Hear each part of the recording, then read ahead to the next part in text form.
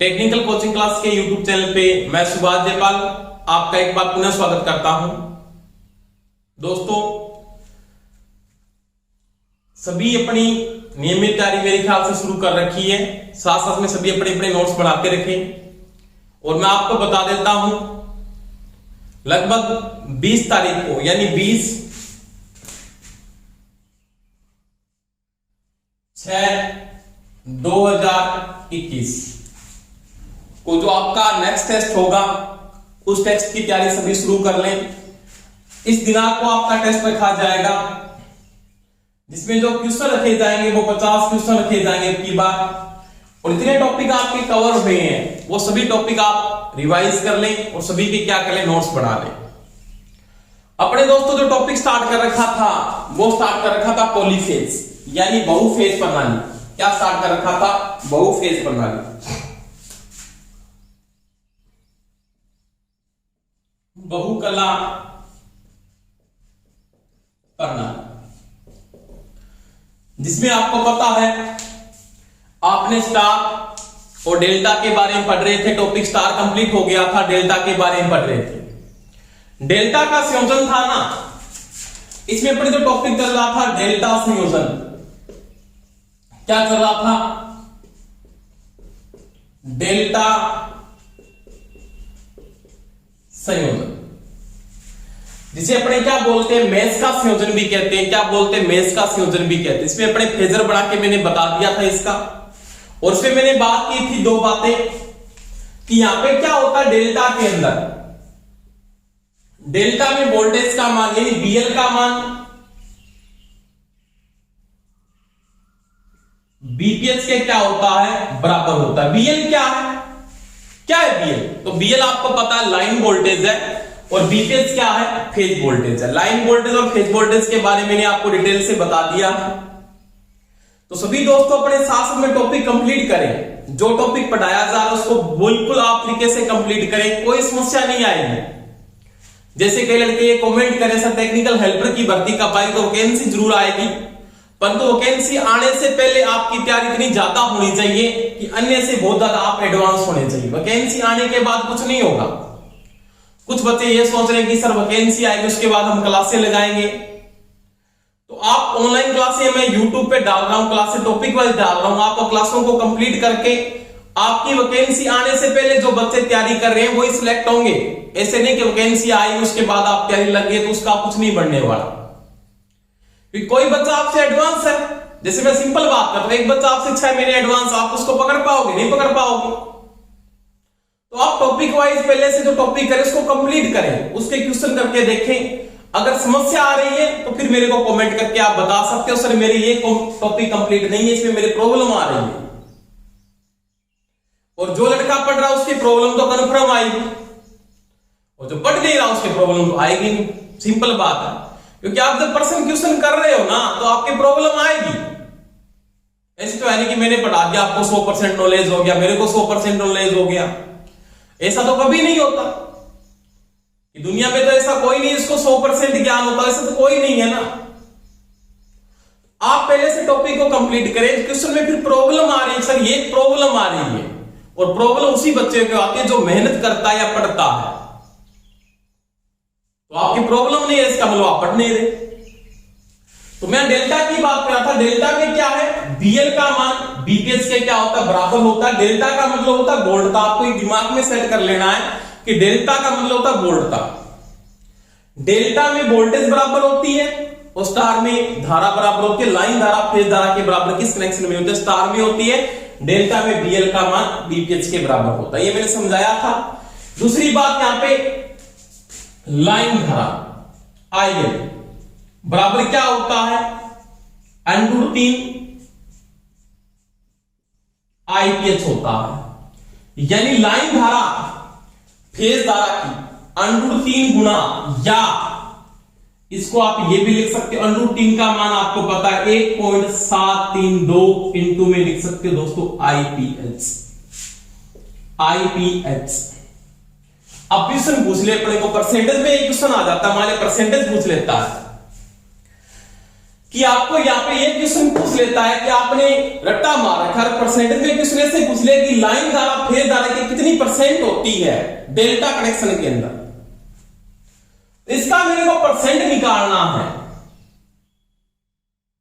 तो मैं प्रतिशत में अगर वैल्यू लिख रहा हूं तो इसको 100 से मैं क्या कर दूंगा, गुणा कर दूंगा। किससे गुणा कर दूंगा, 100 से।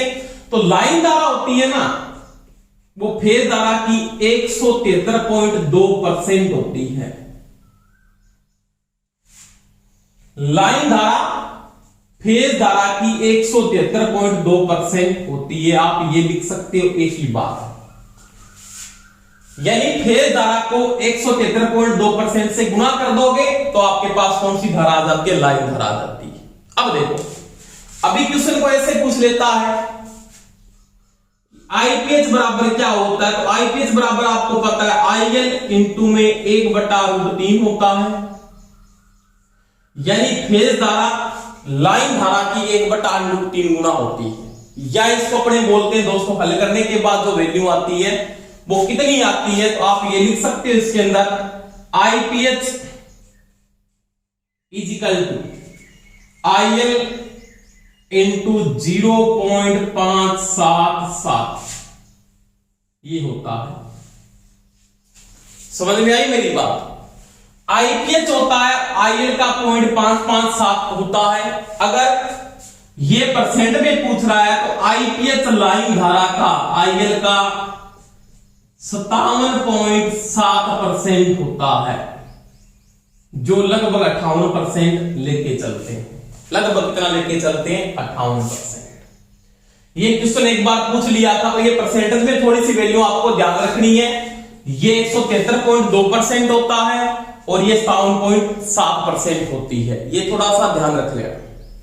तो ये दोस्तों मैंने बात की डेल्टा कनेक्शन के अंदर लाइन धारा, फेज धारा और लाइन वोल्टेज और फेज वोल्टेज का ये संबंध है। अब देखो क्वेश्चन किस प्रकार से पूछ रहा है, अपने को क्वेश्चन पूछ रहा है, उससे पहले मैं इसकी पावर की बात करता हूं। डेल्टा की शक्ति गणना, 3 कला प्रणाली में डेल्टा संयोजन की तुल्य शक्ति, इसके बारे में मैं क्या करूंगा, बात करूंगा। ये डेल्टा संयोजन में आपको पावर निकालनी है, पावर समझते हो, पावर। अब डेल्टा में पावर निकालने तो मैंने तीनों फेसों की पावर की मैंने बात की थी कि तीनों फेसों की जो पावर का योग है वो आपकी क्या है, कुल पावर है। इसमें आपने पढ़ा था प्रत्येक फेस की आपने पावर निकाल ली। इसमें मैंने आपको स्टार में करवाया था कि आपके पास क्या होगा, P इक्वल टू 3 फेस के अंदर क्या होता है, प्रत्येक फेस की पावर में आपने लिखा था 3 आईपीएच बीपीएच इंटू में कोस फाई, ये था। ये स्टार में निकाला था प्रत्येक फेस की पावर को जोड़ दो। प्रत्येक फेस की पावर में अगर लोड समान है तो प्रत्येक फेस की पावर को आप जोड़ दो, 3 फेस की पावर आ जाएगी। तीनों फेसों को 3 से मैंने क्या कर दिया, गुणा कर दिया। एक फेस की पावर क्या है, एक फेस की पावर क्या है, बीपीएच आईपी कोस फाई, ऐसे लिख सकते हो। ये आपके पास 1 कला की पावर है, 3 कला की क्या होगी, तो मैंने 3 से क्या कर दिया दोस्तों, गुणा कर दिया। अब देखो अगर मेरे को 3 कला पावर में ये उत्तर दिया है तो बिल्कुल राइट है, क्या है, बिल्कुल राइट है। अब देखो मेरे को यहां पे लाइन निकालनी है तो मैं लिख सकता हूं 3 आईपीएच की जगह 3 आईपीएच की जगह क्या लिख सकता हूं, तो आईपीएच की जगह मैं ये लिख सकता हूं आईएल इंटू 1/√3 बिल्कुल लिख सकता हूं। इंटू में बीपीएच की जगह क्या लिख सकता हूं, बीपीएच बीएल के क्या दोस्तों बराबर है, इसका मतलब मैं बीएल लिख सकता हूं। इंटू में क्या लिख सकता हूं, कोस फाई लिख सकता हूं। कोई समस्या नहीं है, आपके है, नहीं होनी चाहिए। अगर है तो पढ़ नहीं रहे इसका मतलब।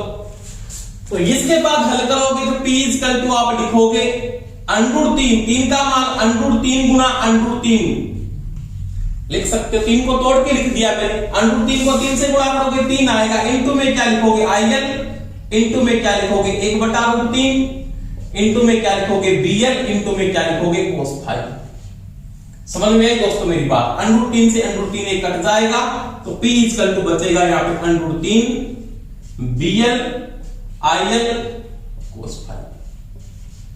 और ज्यादा अपने पावर में उसमें यही लेके चलते हैं डेल्टा के अंदर, क्योंकि लाइन वोल्टेज होती है यहाँ पे ज्यादा, क्योंकि यहाँ पे लाइन वोल्टेज का संयोजन ही होता है। यहाँ पे सिंगल फेज का पर्दाई बहुत कम चलाया जाता है, सिंगल फेज का पर्दाई नहीं चलता। यहाँ पे लाइन का जो लोड चलता है वो 3 फेज का जो लोड चलता है वो डेल्टा में ज्यादा चलता है। आपको ऐसे पूछ सकता है क्वेश्चन के अंदर 3 कला डेल्टा संयोजन के अंदर 3 फेज की जो इंडक्शन मोटर होती है उसका भार किस अवस्था में चलाया जाता है, तो उसको डेल्टा में चलाया जाता है, स्टार में नहीं चलाते। स्टार्टिंग में स्टार में चलाते, उसका रीजन मैं बताऊंगा जब आप मोटरें पढ़ोगे, तो मैं इंडक्शन मोटर की बात करता हूं। तो स्टार्टिंग के समय उसको स्टार में चलाते हैं, उसके बाद उसको किस में डाल देते हैं, डेल्टा में डाल देते हैं। स्टार में पावर क्या रहती है, कम रहती है, डेल्टा में पावर क्या होती है, ज्यादा होती है, उसकी बात करेंगे आगे। तो ये आपने क्या इसकी पावर को निकाल लिया, इस प्रकार से आप पावर को निकाल सकते हो। P equal to √3 BL IL into क्या होता है, cos phi होता है। तो स्टार और डेल्टा में पावर का जो सूत्र है वो दोनों में एक ही है। ये अगर 3 के साथ चलेंगे तो फेज धारा फेज वोल्टेज को लेके चलेंगे, अगर लाइन के साथ चलेंगे तो आगे क्या लगेगा दोस्तों, √3 लगेगा। √3 नहीं लिखा हुआ है तो वो P इक्वल टू ये भी लिख सकता है 1.732 इनटू में BL IL cos phi। तो एक ही बात है, कोई समस्या नहीं होनी चाहिए आपकी। तो ये दोस्तों मैंने बात की डेल्टा के अंदर, डेल्टा की लाइन वोल्टेज फेज वोल्टेज का संबंध और उसकी पावर करना। अब देखो इसके क्वेश्चन की बात करते हैं। इस प्रकार से एक क्वेश्चन पूछ लेता है, जैसे ये क्वेश्चन आ गया, मान लिया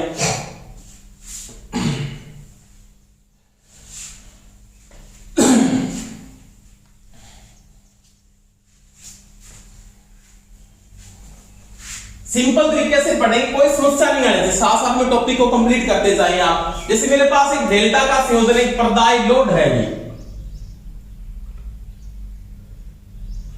ये एक भार है, इस प्रकार से जुड़ा हुआ है।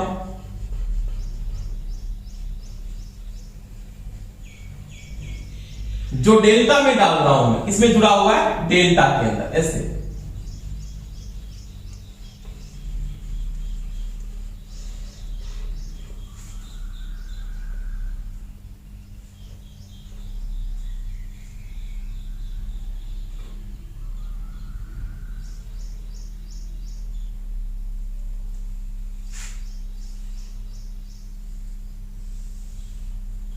ये 3 फेज की सप्लाई आप यहां से इसको दे रहे हो ऐसे, ये संयोजन है, इस प्रकार से आपने इसको जोड़ रखा है।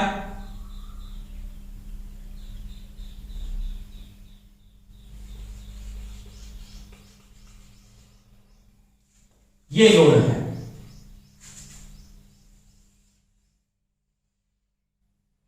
इस प्रकार से कोई भार जुड़ा हुआ है। यहां पे पर्दाई वोल्टेज में दे रखी है, जैसे 3 फेज की सप्लाई यहां पे दे रखी है, आपकी R फेज आ रहा है, ये आपका Y फेज है, और ये आपका दोस्तों कौन सा फेज है, D फेज है। इसमें मान लिया आपको R का मान दिया है, जैसे यहां पे कोई भी एक R की वैल्यू दी हुई है, R का जो मान आपको दिया हुआ है उस R की वैल्यू का मान दिया है 12 ओम, XL का मान दिया है 16 ओम,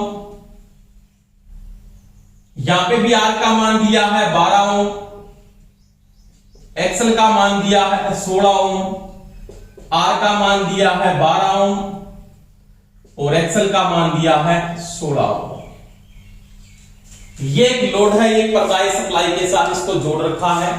क्वेश्चन क्या बोलता है, यहां पे मेरे पास सप्लाई वोल्टेज का मान वो है 400 वोल्टेज, तो यहां पे भी वोल्टेज का मान दोस्तों कितना होगा, वो भी होगा 400 वोल्टेज। यानी पर्दाई स्रोत को जो लाइन वोल्टेज दी जा रही है वो 400 वोल्टेज को लाइन सप्लाई वोल्टेज दी जा रही है। प्रश्न क्या क्या पूछ रहता है, इसमें कोई भी क्वेश्चन किसी प्रकार से वो पूछ सकता है। जैसे इसने क्या क्या पूछा वो देखो बातें। सबसे पहले ये पूछ लेता है प्रति भुजा पर इंपीडेंस निकालें। इंपीडेंस आप निकाल सकते हो, प्रति भुजा पर जो इसकी इंपीडेंस की वैल्यू है वो आपको क्या ज्ञात करनी है, ज्ञात करनी है। प्रति कला प्रतिबाधा, प्रति कला प्रतिबाधा। एक नंबर तो आपको ये निकालना है, इसका इंपीडेंस निकालना, प्रत्येक कला के ऊपर, प्रत्येक फेज के ऊपर इसका इंपीडेंस क्या है वो निकालना। समझ में आई मेरी बात। उसके बाद वो क्या पूछ रहा है अपने को, उसके बाद वो पूछ रहा है फेज धारा 2 नंबर आईपीएच निकालना है। उसके बाद 3 नंबर पूछ रहा है आईएल निकालना है। समझ में आ गई मेरी बात। 4 नंबर पूछ रहा है बीपीएच निकालना है। 5 नंबर पूछ लेता है पावर फैक्टर यानी कोस फाई निकालना है। और 6 नंबर पूछ लेता है तुल्य या कुल पावर निकालनी है, कुल शक्ति निकालनी है, कुल शक्ति टोटल पावर ये निकाल। तो देखो दोस्तों सबसे पहले आप इंपीडेंस निकालेंगे प्रति भुजा प्रति कला। इसका इंपीडेंस क्या, इसका इंपीडेंस क्या, इसका इंपीडेंस क्या। इंपीडेंस की वैल्यू इक्विवेलेंट में क्या आएगी, समान आएगी, कोई समस्या नहीं है। क्योंकि 12 16 12 16 12 16 समान मान के लगे तो आप प्रत्येक का इंपीडेंस निकाल सकते हैं। इसका आप Z1 मान लो, इसको आप Z2 मान लो और इसको आप क्या मान लो Z3 मान लो, कोई समस्या नहीं। अब इंपीडेंस के लिए आपने पढ़ा ये सीरीज सर्किट बन रहा है, ये ओनली फॉर आरएल का कौन सा सर्किट बन रहा है, सीरीज सर्किट है। तो Z बराबर आपने दोस्तों पढ़ा है, Z बराबर आपने पढ़ा है आर स्क्वायर प्लस में एक्सएल स्क्वायर का रूट होता है। ये आपने दोस्तों पढ़ा है ना। इंपीडेंस कैसे बना मैंने आपको ये पूरा समझाया है। और आपको यहां पे मैं ये पूछ लेता हूं ये किसका नियम है, किसका नियम है दोस्तों। ये जो सूत्र बन रहा है वो किसके नियम से बन रहा है बता। जैसे आपको पता होगा ना, आपने पढ़ा आरटी बराबर आपने पढ़ा सीरीज में R1 प्लस R2 होता है। तो ये किसका नियम है बताओ, सोच के देखना किसका नियम है। तो ये किसका नियम है, केवीएल है। कौन सा है, केवीएल, किरचॉफ का करंट लॉ है। तो ये भी क्या है, केवीएल ही है। यहां पे भी केवीएल ही लागू किया था मैंने, पहले आप टॉपिक देखोगे ना तो इसमें भी केवीएल है, परंतु केवीएल का कौन सा योग लागू होता है, सदिश है। कौन सा है, सदिश को अपने क्या बोलते हैं, फेजर बोलते हैं या वेक्टर बोलते हो, क्या बोलते हो, वेक्टर। और ये कौन सा होता है, ये होता है बीजगणितीय। कौन सा होता है, बीजगणितीय। मैंने आपको बताया था कि जब एक ही प्रकार के लोड होते हैं, चाहे वो इंडक्टिव लोड हो, एक ही प्रकार का लोड हो तो बीजगणितीय योग लागू होता है, चाहे वो केवीएल लागू होता है, चाहे केसीएल। सीरीज में केवीएल लागू होता है। अगर वो लोड अलग अलग प्रकार के होते हैं तो केवीएल, अगर समान लोड के लिए केवीएल लागू होगा तो उसका बीजगणितीय योग लागू होता है। कौन सा लागू होता है, बीजगणितीय सीधा जोड़ लागू होता है। परंतु जब क्या होता है, लोड अलग अलग हो जाए, जैसे इंडक्टिव है और रेजिस्टिव लोड है, तो फिर केवीएल जरूर लागू होगा सीरीज के अंदर, परंतु केवीएल का वेक्टर या सदिश योग लागू, इसको फेजर भी बोलते हो। क्या बोलते हो, फेजर भी कहते हो। ये मैंने पूरा टॉपिक वाइज आपको कंप्लीट समझाया है दोस्तों। अब देखो आप इंपीडेंस को निकालोगे तो इंपीडेंस में Z बराबर आपको पता है R square plus XL square होता है। आर की वैल्यू आपको दी है 12 का स्क्वायर प्लस में 16 का स्क्वायर। कितना होता है 12 का स्क्वायर आपको पता है। 12 का स्क्वायर कितना होता है, 144। 12 बार कितने होते हैं, 144 होते हैं ना, सभी को पता है ये तो, कि 12 का स्क्वायर कितना होता है, वो होता है 144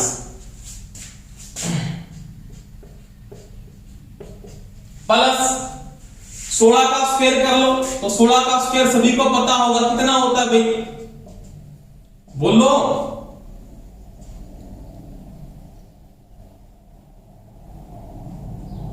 दो सौ 16 16 कितनी होती है, 256। तो 16 का स्क्वायर होता है 256। इसका रूट दोनों का योग कितना आएगा, 100 300 400 400 का रूट कर दो तो 400 का रूट सभी को पता है दोस्तों कितना होता है, 20। तो प्रति कला जो इंपीडेंस का मान आएगा वो कितना आ जाएगा, 20 ओम आ जाएगा। कितना आ जाएगा, 20 ओम। यानी प्रति कला जो आपका इंपीडेंस है, यानी यहाँ पे Z1 का मान भी कितना है दोस्तों, 20 है। Z2 का मान भी कितना है, 20 है। और Z3 का मान भी कितना है, 20 है। कोई समस्या नहीं है, किसी की समस्या नहीं है। अब देखो आपके पास प्रति कला जो इंपीडेंस की वैल्यू आ रही है वो कितनी आ रही है, वो आ रही है 20। कितनी आ रही है, 20 आ रही है। अब प्रति कला जो इंपीडेंस का मान है 20 है। आपको पता है यहां पे कि BL है वो BPH के बराबर है, ये लाइन वोल्टेज फेज वोल्टेज के क्या होती है, बराबर होती है। तो BL का मान कितना है, 400। कितना है दोस्तों, 400 वोल्टेज आपके पास BL की वैल्यू है, कितनी है, 400। तो BPH का मान भी कितना होगा, 400। कितना हो जाएगा 400 वोल्ट है। तो बीएल का मान भी 400 तो बीपीएच का मान भी 400, क्योंकि डेल्टा में बीएल का मान बीपीएच के बराबर होता है। अब देखो, अब आप आईपीएच को निकाल सकते हो, प्रत्येक फेज की धारा आईपीएच बराबर लिख सकते हो बीपीएच बटा में जेड, बीपीएच बटा में जेड। इसका फेज करंट निकाल सकता हूं मैं। तो बीपीएच का मान आपके पास कितना है दोस्तों 400 है, कितना है 400। जेड आपने निकाला है 20, आपके पास धारा का मान आ जाएगा 20 एंपियर, कितना आ जाएगा 20 एंपियर। तो आईपीएच का मान आ जाएगा 20 एंपियर, यानी आईपीएच की जो वैल्यू आ रही है वो आ रही है दोस्तों 20 एंपियर। कितनी आ रही है 20 एंपियर। अब देखो, अगर मेरे पास आईपीएच का मान 20 एंपियर है तो मैं क्या निकाल सकता हूं आईएल का मान। आईएल बराबर होता है √3 इंटू में आईपीएच, किस कनेक्शन में दोस्तों डेल्टा के, किस में होता है डेल्टा। तो देखो आपके पास 1.732 इसका मान होता है √3 का, आईपीएच का मान 20 है, 34 6 4 यानी 34.64 एम्पीयर इसका क्या आ जाएगा दोस्तों करंट आ जाएगा। वो कौन सा करंट कहलाएगा आपका लाइन करंट होगा। तो लाइन करंट का मान होगा 34.64 एम्पीयर, 34.64 एम्पीयर। और बीपीएच आपने निकाल ही लिया है, बीपीएच का जो मान आया है वो कितना आया है दोस्तों 400 वोल्टेज, ये आपने निकाल लिया। कोई समस्या है क्या? कोई समस्या नहीं होनी चाहिए ना। अब देखो, इसके बाद वो पूछ रहा है पावर फैक्टर क्या होगा, इस परिपथ का इंपीडेंस क्या है, प्रतिक्रिया इंपीडेंस क्या है। इंपीडेंस आपने निकाला, प्रतिक्रिया पावर फैक्टर क्या है। तो cos फाई बराबर आपने पढ़ा है सीरीज में दोस्तों R बटा क्या होता है Z होता है। R का मान आपको पता है, कितना है R का मान आपके पास, तो R का मान है दोस्तों 12, Z का मान आपके पास कितना है 20, तो कितना आ जाएगा ये 0.6। अब R का मान अगर 12 है, R का मान कितना है 12 है, तो 0.6 क्या आएगा, लेगिंग आएगा लीडिंग आएगा। तो मेरे पास क्या आएगा, आरएल सर्किट है तो इंडक्टिव लोड में पावर फैक्टर कौन सा रहता है, वो रहता है लेगिंग या रहता है पश्चगामी। तो 0.6 क्या होगा पश्चगामी, वो आपका क्या होगा पावर फैक्टर होगा। आप पूछ ले प्रतिक्रिया पावर कितनी है, यानी प्रतिक्रिया शक्ति कितनी होगी, तो वो निकाल सकते हो। टोटल शक्ति निकालो, यानी कुल शक्ति तो इसकी क्या होगी, तो कुल शक्ति के लिए आप लिख सकते हो दोस्तों कुल शक्ति बराबर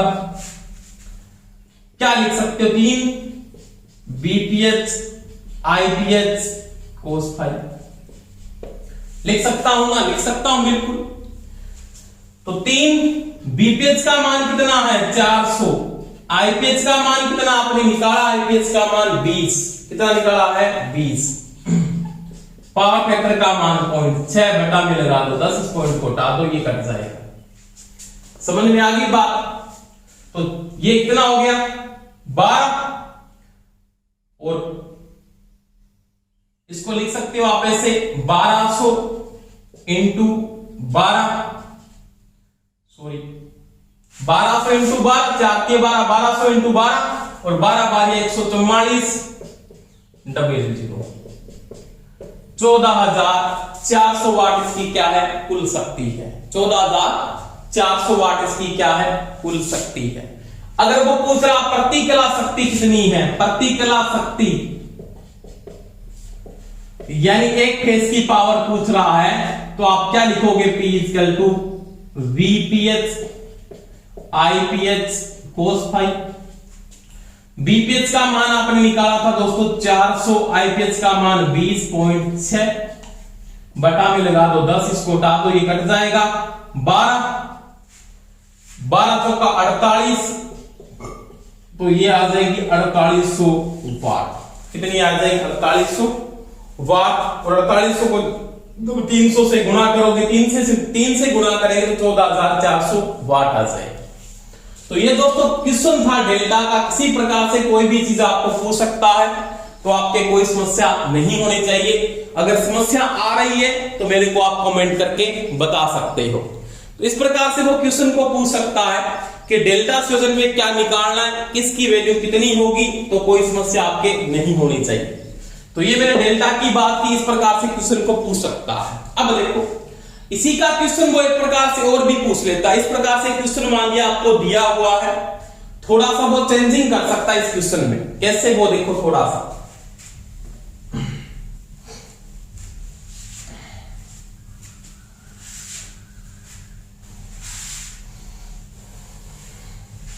साथ साथ में टॉपिक का कॉन्सेप्ट है, साथ साथ में आप पूरे करते जाए, कोई प्रॉब्लम नहीं आने वाली बच्चों, आपके कोई समस्या नहीं आएगी, मेरी गारंटी है आपसे। अब देखो आपको एक क्वेश्चन ये दे दिया इसने, मान लिया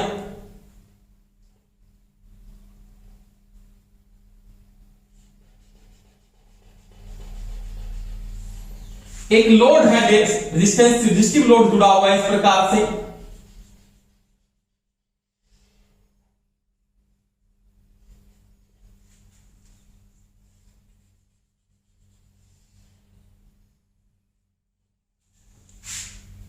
और इसका भी आर का मान दिया है 20 ओम है,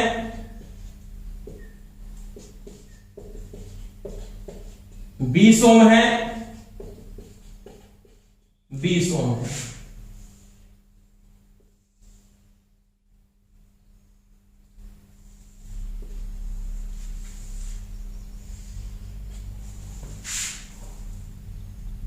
R phase, Y phase, B face.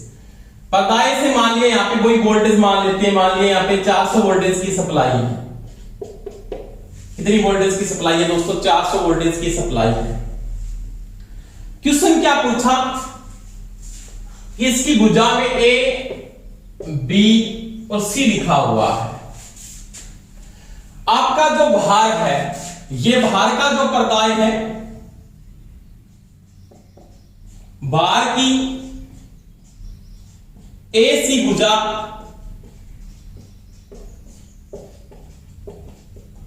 खुली है, यानी ओपन है, ओपन है, तो प्रवाह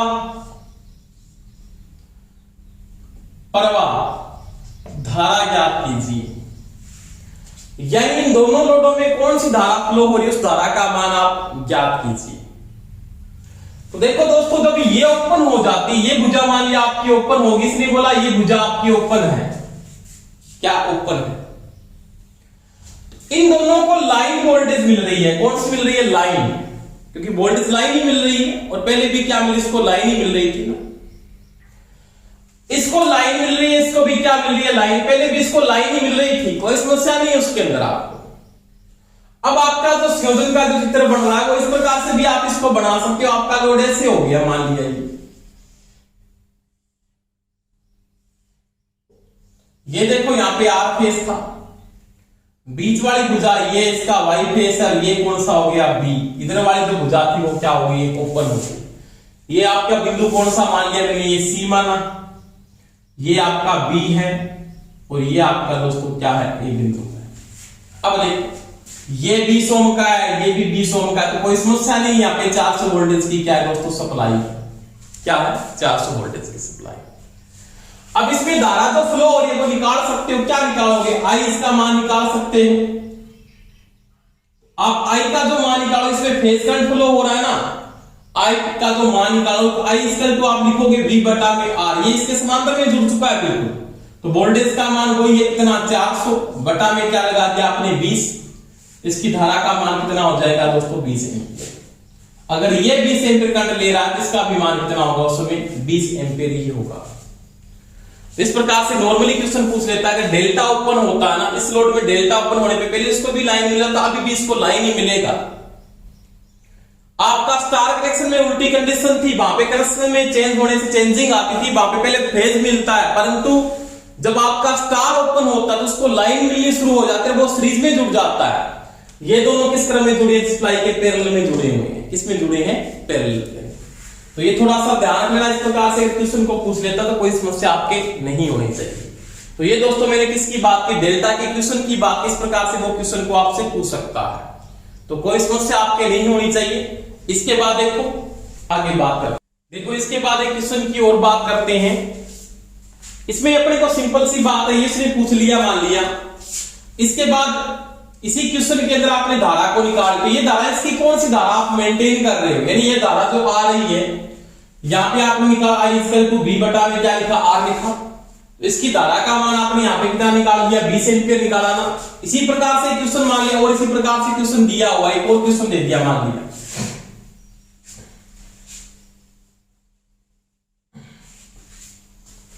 ये क्वेश्चन दिया है मान लिया, आपका ये डेल्टा संयोजन है,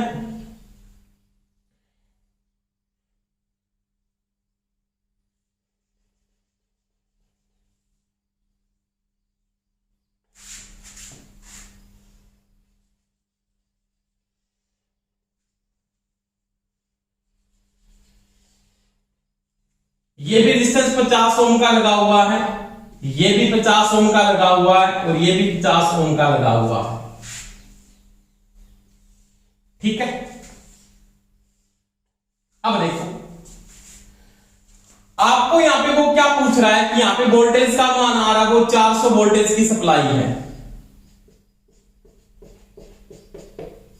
कितनी है, 400 वोल्टेज, और यहां पे भी सप्लाई वोल्टेज का मान दोस्तों कितना है, 400 वोल्टेज। समझ में आई मेरी बात, यानी जो लाइन वोल्टेज का जो मान दिया है, वो वोल्टेज का मान कितना आपके पास, 400 वोल्टेज की यहां पे क्या है, लाइन वोल्टेज है, कितनी है, 400 वोल्टेज। अब देखो आपका कोई भी एक फेस, जैसे मैंने कहा ये फेस ओपन हो गया, 50 ओम वाला ये रेजिस्टेंस आपका क्या ओपन है, तो वो ये कहता है इस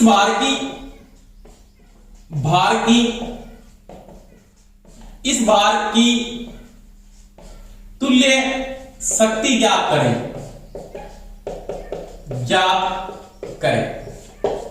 ये पूछ लेता है, इस भार की तुल्य शक्ति का मान कितना होगा, वो आप ज्ञात कीजिए।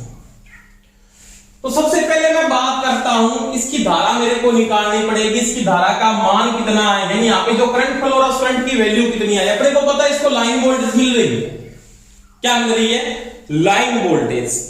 तो मेरे को पता है यहां पे जो कनेक्शन क्रिएट हो रहा है, इसको लाइन वोल्टेज मिलने के कारण, क्योंकि लाइन वोल्टेज होगी वो यहां पे फेज वोल्टेज की इक्विवेलेंट आएगी, क्योंकि डेल्टा यहां से ओपन हो गया है, आपकी डेल्टा की एक भुजा क्या होगी, ओपन होगी है। स्टार में आईएल का मान किसके बराबर था, आईपीएस के बराबर होता है, परंतु डेल्टा की एक भुजा जब ओपन हो जाती है तो उसमें आईएल का मान, जो आईएल का मान क्रिएट करोगे, इसको लाइन वोल्टेज मिलेगी, इसको भी लाइन मिलेगी, तो आईएल का मान क्या होगा आपके पास, 400 बटा 50, तो ये कितना आ जाएगा आपके पास, 8 एम्पियर, कितना आ जाएगा, 8 एम्पियर।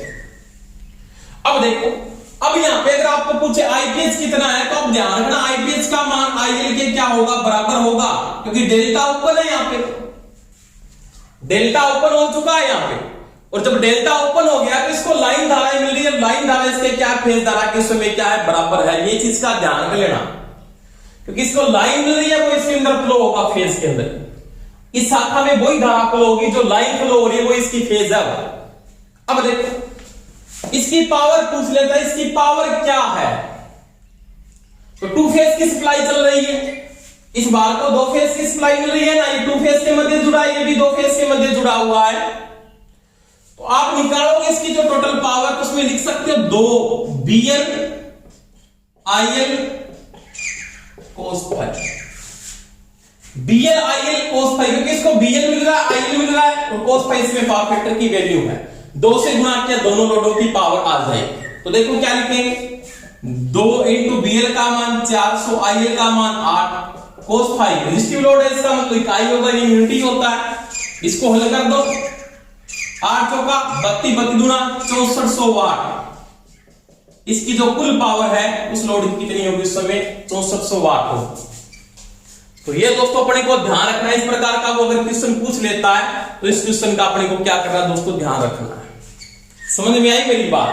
तो ये डेल्टा में इस प्रकार से पूछ सकता है कि डेल्टा की एक भुजा ओपन हो जाती है तो उसको अपने फेज और लाइन इक्विवेलेंट मिलती है, जो लाइन मिलेगी वो इसको क्या मिलेगी, फेज मिलेगी। ये चीज का ध्यान रख लेना, क्योंकि अपने को पता है ये इसके मध्य ही जुड़ा हुआ है, इसको लाइन धारा ही फ्लो हो रही है, 2 फेसों के मध्य ही जुड़ा हुआ है, उस समय अपने लाइन करंट को फेज करंट के क्या मानेंगे, बराबर मानेंगे, क्योंकि 2 फेज की सप्लाई, आप प्रत्येक फेज लोड है वो 2 फेज की सप्लाई के साथ जुड़ा हुआ है, पहले भी वैसे जुड़ा हुआ था।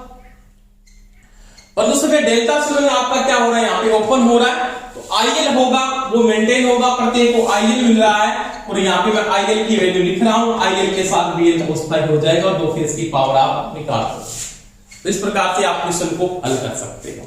इसके बाद देखो नेक्स्ट बात करते हैं। तो ये थी बहुफेज प्रणाली में डेल्टा संयोजन की मैंने बात की थी। इसके बाद देखो दोस्तों,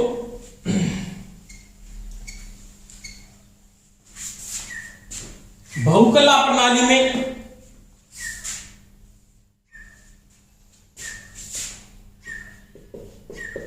स्टार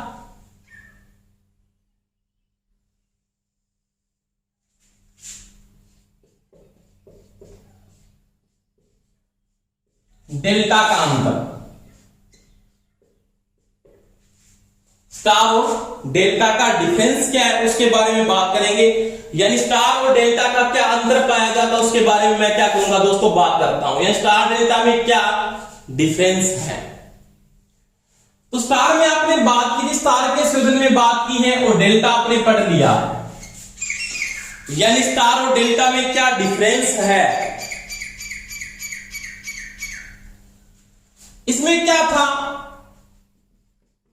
स्टार संयोजन में एक नंबर, स्टार संयोजन में एक समान सिरों को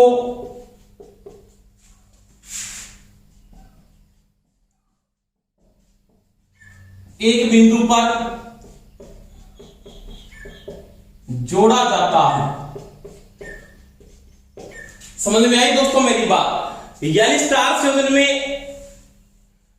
आपके पास एक समान जो सिरे हैं या एक समान समूह है उनको एक बिंदु पर जोड़ा जाता है। यानी इसका मतलब ये होता है, जो वाइंडिंग है, जैसे ये वाइंडिंग आपने बनाई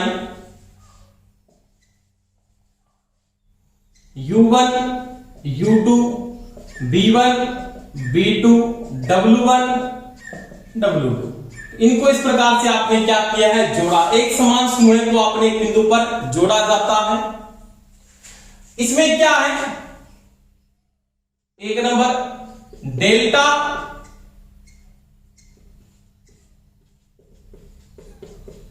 संयोजन में दो असमान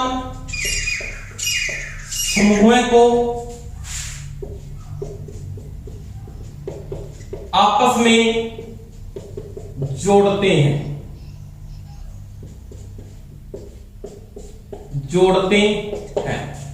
यानी डेल्टा में जो जोड़ते हैं वो इस प्रकार से जोड़ा जाता है।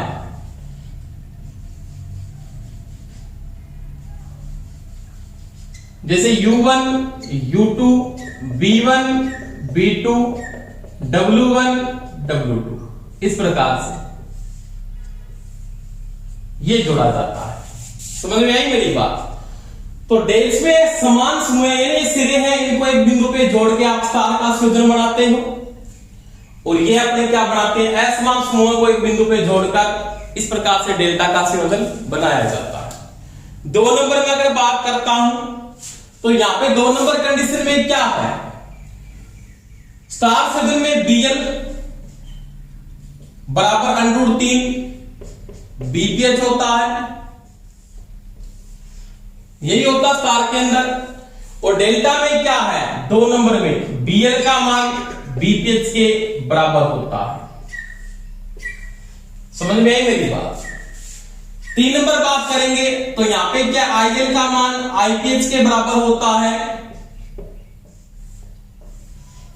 परंतु यहां पे 3 नंबर बात में क्या होता है, IL का मान √3 गुना होता है किसका, IPH का होता है। ये तो मुख्य इंपॉर्टेंट बातें थी, पीछे भी पढ़ी है आपने। 3 नंबर बात, अगर 4 नंबर इंपॉर्टेंट बात करूं मैं यहां पे, स्टार संयोजन में क्या होता है आपका, स्टार संयोजन में शक्ति भार व light bar, light and fail load यानी लाइट बार, प्रकाश लोड जिसको बोलते हैं, प्रकाश भार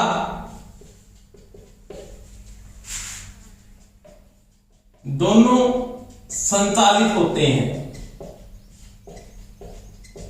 यानी सिंगल फेज एक कला व 3 कला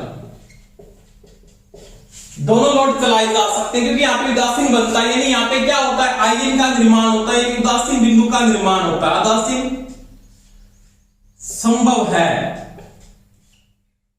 उदासीन संभव है, न्यूट्रल बनता है। यहां पे क्या होता है, 4 नंबर, यहां पे शक्ति लोड या शक्ति भार अधिक संचालित है, प्रकाश भार यहां पे संचालित नहीं होता। उदासीन लगभग उदासीन असंभव है, न्यूट्रल का निर्माण यहां पे नॉर्मली नहीं किया जाता। वैसे कर सकते हो, आपको अलग से स्टार में रेजिस्टेंस जोड़ के बढ़ाना पड़ता है, परंतु यहां पे न्यूट्रल का लोड लगभग यूज नहीं होता है। अब देखो स्टार संयोजन में आपका जो 3 फेज का लोड है, 3 फेज की जो इंडक्शन मोटरें हैं वो नॉर्मली स्टार में नहीं चलती। यहां पे यानी 3 कला प्रेरण मोटर का भार स्टार में नहीं चलाते, क्योंकि उस्मित होकर वाइंडिंग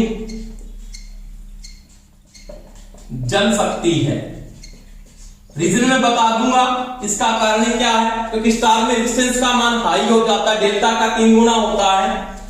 यहां पे क्या बात कहता है, 3 कला प्रेरण मोटर का भार डेल्टा में संचालित होता है। जो लोड चलता है वो डेल्टा में, स्टार्टिंग में आप स्टार में चलाते जरूर हो, पर जो लोड चलता है, लोड उठाया जाता है, वो डेल्टा में चलाया जाता है। क्योंकि आप बात यहां पे जब नोट करते हो ना, इसके बाद मैं ऊपर लिख रहा हूं, देखो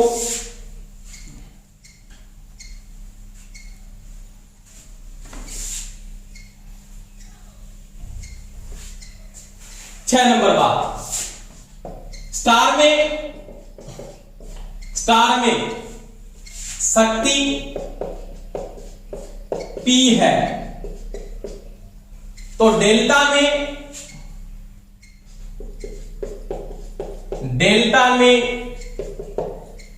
वह 3P होगी, ये ध्यान रख लेना। इससे इसकी बजाय पावर क्या होती है, 3 गुना ज्यादा होती है। समझ में आई बात। अगर वो यहां पे कहता है यहां पे पावर आपके पास क्या है, अगर डेल्टा में पावर आपकी P है ना, डेल्टा में पावर P है, तो स्टार में ये क्या होगी, P/3 होगी। ये चीज का ध्यान रख लेना, क्योंकि स्टार में क्या होता है, 8 नंबर, स्टार में जो तुल्य प्रतिरोध आता है, यानी रेजिस्टेंस की जो वैल्यू आती है, तुल्य रेजिस्टेंस R है, तुल्य प्रतिरोध R है, तो डेल्टा में यह R/3 होगा। समझ में आई बात मेरी। अगर यहां पे ये 9 नंबर बात करूं, अगर यहां पे R है ना, तो फिर यहां पे क्या होगा, ये यहां पे 3R होगा। ये चीज का ध्यान रख लेना, बैलेंस लोड के लिए मेंटेन करके चल रहे हैं। इसी के कारण यहाँ पे पावर 3 गुना क्या होती है, ज्यादा होती है, यहाँ पे पावर 3 गुना क्या होती है, कम होती है। तो इसका जो लोड चल रहा है ना, अपने जो नॉर्मली अपने लोड चला के चलते हैं, लोड की जो वैल्यू आ रही है वो कितनी आ रही है, या इसकी पावर की वैल्यू क्या आ रही है, तो उसमें अपने नोट करके चलना बात को। कि यहाँ पे जो रेजिस्टेंस का मान R है तो यहाँ पे R बटा क्या होगा दोस्तों 3 होगा। R बटा क्या होगा 3 होगा। अगर यहाँ पे 3R है तो यहाँ पे क्या होगा R होगा। अगर यहाँ पे कहता है Z है, इसी प्रश्न में यहाँ पे लिख दूंगा Z है तो यहाँ पे फिर क्या होगा, यहाँ पे अगर ये Z इंपेडेंस आता तो यहाँ पे क्या होगा फिर ये Z बटा 3 होगा, Z बटा 3 होगा। तो ये चीज का थोड़ा ध्यान रखना है कि यहाँ पे जो लोड मेंटेन करके चल रहे हैं वो किस प्रकार से मेंटेन करके चलते हैं। और 3 फेज का जो प्रकाश लोड और लाइट लोड मेंटेन चलता है वो स्टार में ज्यादा यूज करते हैं। 3 फेज की जो इंडक्शन मोटरों का ज्यादा भार है वो किस में चला के चलते हैं, डेल्टा में चलाते हैं। समझ में आई बात। इसके बाद मैंने बात करूं, अधिकतर जो रोटरी कन्वर्टर है वो लगभग किस में चलाए जाते हैं, वो डेल्टा में चलाते हैं।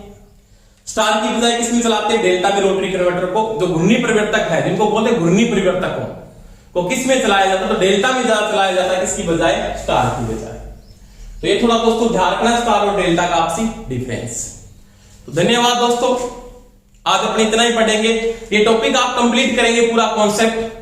क्लास आपको अच्छी लगी हो तो सभी लाइक जरूर करें और शेयर भी करें, और जिन्होंने चैनल को सब्सक्राइब नहीं किया वो सभी सब्सक्राइब करें, और नियमित सभी क्लास को अटेंड जरूर करो।